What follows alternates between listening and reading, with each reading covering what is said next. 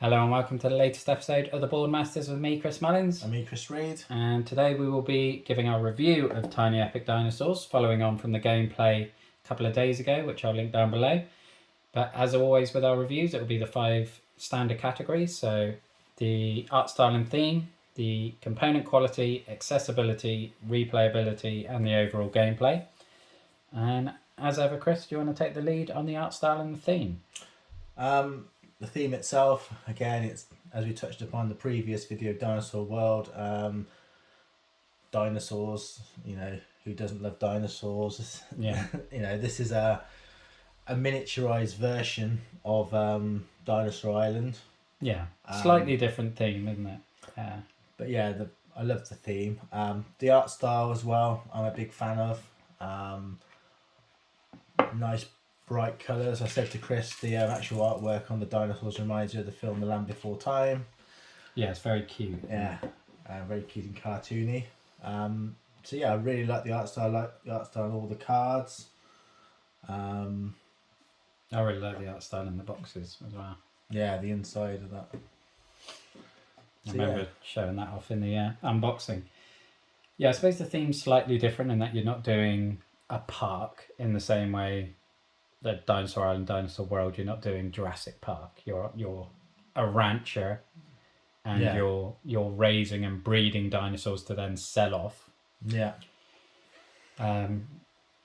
Which I suppose has its moral quandaries in this day and age with everything that went on with SeaWorld and things. I mean, are we happy with dinosaur farming as opposed to specifically purely being farmed to then go to a zoo, basically? Yeah. Or presumably to private collectors as well, who knows? Net them up. Yeah, exactly. I suppose actually, you're catching wild dinosaurs and then breeding them. So it's not as if you're it's even more dodgy from a moral standpoint. But It's not even bred in captivity. no, well, hopefully you then breed them in captivity. But yeah, it's very much what SeaWorld's got all the stick for in terms of stealing them from the wild and then breeding them. Yeah, the ethical point of view of it slightly. Yeah, obviously you don't really pay attention to that when you're playing, but no, really talking about it, it did occur to me then that it's kind of on the dodgy scale of it. But no, I really love the art style and theme of the game. Yeah, the art style is really, really sweet. I love the dinosaurs. I love as you mentioned, the art style on the cards is really nice. But yeah, I don't think there's much more to say on the art style and theme. It is what it is. So. But going on to the components, what are your thoughts on that? Yeah, I like all the components. I love the wooden ranchers, should we call them? I love all the wood on the dinosaurs, different coloured dinosaurs. They are very small, very dinky and cute, but each one's different. Each one's a different colour, easy to distinguish. I think the components are a good quality. Everything is wood. There's no plastic in here on anything. No, I suppose just the dice is probably the only thing. But yeah, good quality plastic. The card feels decent quality. I've got no complaints on any of the components. I do love the meeples. I love how tiny and cute they are. They are adorable. And obviously, as you can see, this is the full box on the table. And obviously, if you know Tiny Epic Games, then you'll know they're infamous for getting a lot of game into a tiny box. And to get dozens of dinosaur meeples into a box this size, they obviously have to be very, very small. But I think it really complements the art style for that. The cards are fine. There's nothing particularly outstanding. The barriers are okay. There's nothing outstanding, but there's nothing that detracts or anything or harms the game in any way, shape, or form. It's also a very low price point, which obviously doesn't lend itself to big fancy components. Yeah.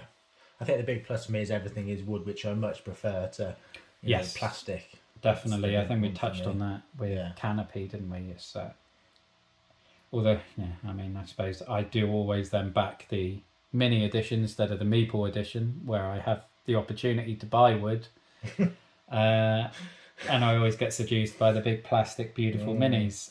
Or metal coins. Or metal coins, but they're usually replacing plastic instead of wood, so I don't feel so bad about that. So yeah, I don't think there's much else to say about the components other than for what it is, for the price point. Yeah. Really nice. Okay, so moving on to accessibility. It is pretty easy to get hold of. I think it's in most, I think you can get it on Amazon and most online retailers. Certainly board game retailers anyway. And the price point, you're looking around 20 to 30 quid. This was the Kickstarter edition with the laboratory mini expansion, so it cost a little bit more. Yeah. I think it was around 35, so still one of the cheaper games in my collection. So that's a big plus. Yeah, really good price point. A lot of games out of it. Yeah, definitely. And the fact it's easy accessibility is a big plus. The setup is really quick. Yeah, I mean, I suppose the same as with Dinosaur Island, you've got that initial thing where you're just separating out the dinos. Yeah. But once you've done that, it's just some shuffling. Yeah, nothing to punch out. And obviously with the cards being so small, easier shuffling. Much easier. Yeah. Compared to that dinosaur paddock pile of hexes we had. Yeah. The setup and teardown is really, really good on this. Obviously, storage is not an issue because it's absolutely tiny, which is great because I am running out of space. Yeah, and these are really good for the dinosaurs for sort of segregating everything. Oh yeah. Thanks to Geek and Son for sending me some extra acrylic bins, which has come in very handy today. Obviously, we hadn't played this game before this morning, Chris. We're now 5 games in. How quickly and easily do you think this game is to learn? I keep saying this a lot. It's quite easy to learn. It's takes longer to master. Definitely adding with the expansion pack, the laboratory mini expansion pack, that adds a new dynamic to it because then you're not only basing your choices on what resources you're going to take, you've got to think about what's at the top there as well, how it's going to affect your movement within the laboratory, to what you can get. But yeah, easy to learn, easy to pick up, easy to learn. The gameplay was really good. Yeah, and we'll get into that in a bit more detail in a bit. I guess it's kind of similar to Dinosaur Island, Dinosaur World, that there's a lot of stages. Yeah, you've got your seven phases per round. Obviously, some of those are just collect your resources, bring back your ranchers, or refresh for the next round. So they're not particularly complicated in and of themselves, but it's just going through the motion of each step. Obviously, the assigning ranchers is the key bit, and that you only learn through experience, really. But the actual basics, as you said, it's very easy to pick up, and learn the flow of the game within 1 or 2 playthroughs. No problem at all.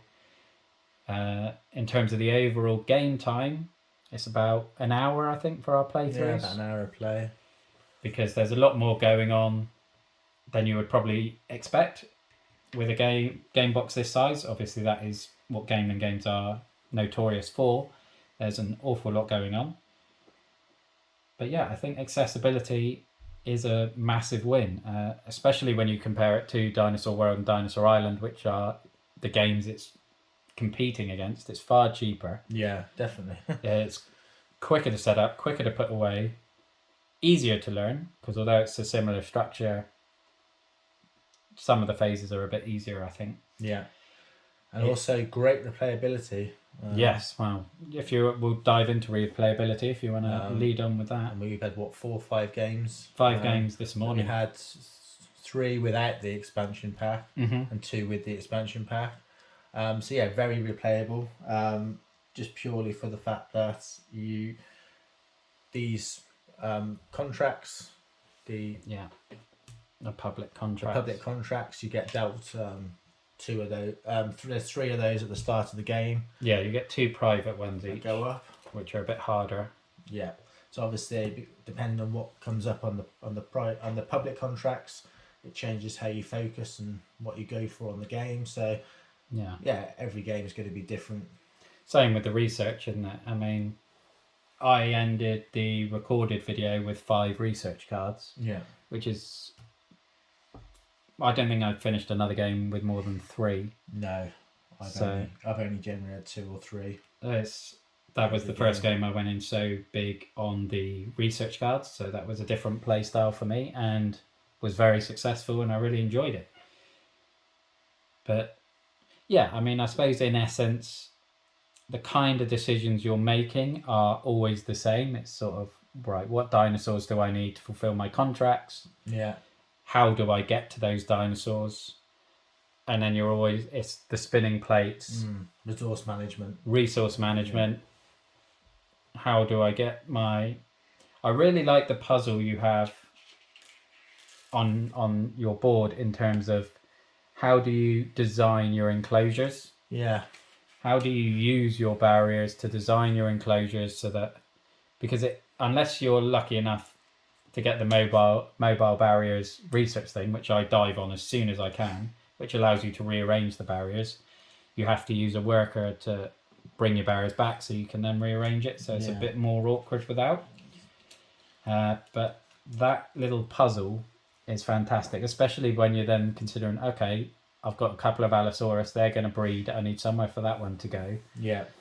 I need to make sure you don't cover all the resources up to. Yeah, you don't want to cover all your resources too quickly. But yeah, so the replayability is boosted by all these little elements that are going on. So even though you're effectively making the same decisions each time, it's a different order, different targets, different objectives, which just changes it up. And yeah, I suppose we've covered some of the gameplay already, but yeah, let's dive into that. I think it's fantastic. There's far more going on, as we said earlier, than the size of the game would suggest. Yeah, it's very free-flowing as well, I think. Definitely, and I think the level of strategy is competing with Dinosaur Island and Dinosaur World. I'm not sure it's quite as deep as either of those. Certainly not as Dinosaur World. No, not quite, but for what it is. For it even to be... It holds its own. Yeah, it's punching above its weight to even be competing with titles that size, really, isn't it? But what are your thoughts on the gameplay, Chris? I really love the gameplay. I think we've touched upon it quite a bit already. I do love the decision element. Mm-hmm. The way you manage everything in the game, your dinosaurs, your resources, how you put your barriers, if you want to breed, to sort of construct your barriers to make the most efficiency out of the breeding. I could play this game. We played 5 games already. We could probably knock out another 5 easily. Yeah. Happily. It's super easy going. Yeah. And there's different ways to win the game as well, which I'm happy about. Yeah. Because the first 3 games, I think you won each one of them. I think I did until the expansion pack came in. And with all of those games, I was going big on the contracts. I don't know what, any game like this, whether it's this, Everdale, Honeybuzz, as soon as there's contracts where you need to satisfy with resources, you laugh every time Everdale is mentioned. Anytime there's contracts, I feel the need to satisfy the contracts, even though they're not necessarily the most efficient way of doing it. Because you got far more points and won those games based on the final number and type of dinosaurs in your park at the end. Yeah. Because I'd emptied my parks, clicked satisfying the contracts. Yeah. And getting a contract worth 12 points, and then you were getting 16 points for keeping those 4 dinosaurs in your park. Yeah. And it was a big swing. So it's, again, that balance. Different ways to win the game. Different approaches. Yeah. Because with the private contracts as well, these are you only get 2 a game of these. Mm-hmm. They're generally a little bit harder than the public ones to satisfy. They have more points to them, and you can only claim them when you claim a public contract as well. Yeah. So it's that thing of, I can claim a public contract, but I don't really want to because I can't claim a private one at the same time. So it's trying to get your park to a point where you've got enough dinosaurs to satisfy both. Yeah. But then you may not be able to feed them all, so then you have escapes, and it's and you're balancing that out. And I love all that. Yeah, spinning plates, as you said. Yeah. Isn't it, and it feels like a phrase we're saying a lot recently, but I guess because we played Great Wall, then Dinosaur World, then this, it's the game, those sort of games. It's resource management, it's worker placement. It's the same sort of elements across all of the games, but I love it. And I love all the little differences that these throw in. Because the deluxe cards come in with the expansion pack as well, don't they? Yeah, there's an extra 5 that come in with the expansion, but even with the standard research ones, the fact, you can get a Spinosaurus who will, when you place a rancher, you may clear a single action space of all the ranchers that are there. So if you really want to get a research card again, and there's already workers there, you can basically feed all the ranchers that are there to your Spinosaurus. To clear the space up, and then you can use it. And they've all got their little skill and benefit that you can use, and again, that just adds even more replayability and changes up the gameplay again. But where are you landing on a score with this one? Oh, this is difficult. This is really difficult. This I think this could be the hardest one yet for me to actually score. Yeah.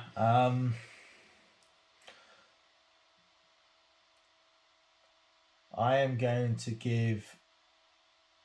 I'm going to give it a 9. Yeah. Yeah. It's a great game. I really loved it. For what it is, I think it's perfect. I love the theme, dinosaurs, even though it's collecting them a different way. I love the art style. Great replayability. Easy to access, easy to get hold of. Fantastic gameplay. The put down and tear up is pretty quick. Yeah. So, and I think I did give Dinosaur Island a 9, either a 9 or a 9.5. I actually think for what this is, it's as good on a different level. Yeah. So I'm going to give it a 9. I'm perfectly happy with this game. I could play this game all day. Love the mechanics of the game, the strategy of the game. So yeah, I'm going to go in with a 9. I'm definitely falling in that region. I'm trying to think. I mean, obviously, the theme is a bit of a moral grey area, I guess, and whilst that probably shouldn't affect it, I think it probably does lose a little bit of a mark for that. Yeah, I mean, it's saying there are other games that obviously are based historically, and I think you're running like the slave trade and things, and whilst that may be a great game, it's still morally and ethically not right, and that probably does affect the game, in my opinion. But this obviously isn't the same level as that, because it's fictional dinosaurs being sold. Yeah. Which doesn't compare to slavery in any way, shape, or form, really. Yeah. It's certainly a different scale, anyway. Other than that, so I mean, I do really like the components. I do really like the mechanics of it. The laboratory expansion does add an extra strategical dynamic, which I like.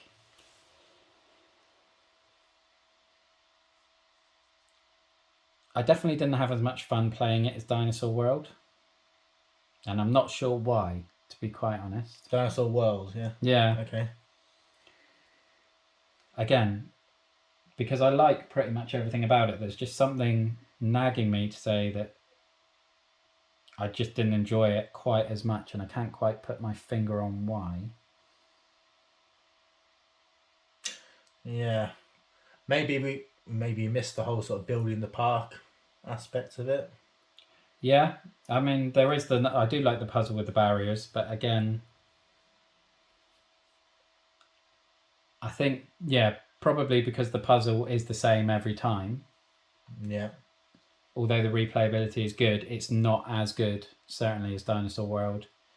It's probably similar to Dinosaur Island in that regard. So, yeah, I think I'm going to fall on a 9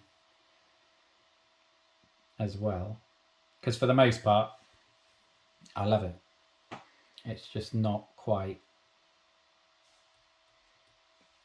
right up there. It's slightly.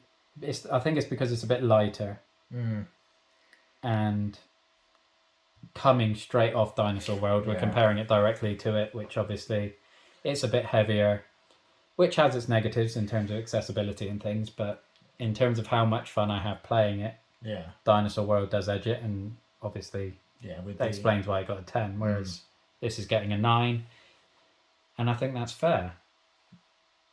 Yeah, but part of me is still saying I could give it a 9.5, and I wouldn't be upset about that either.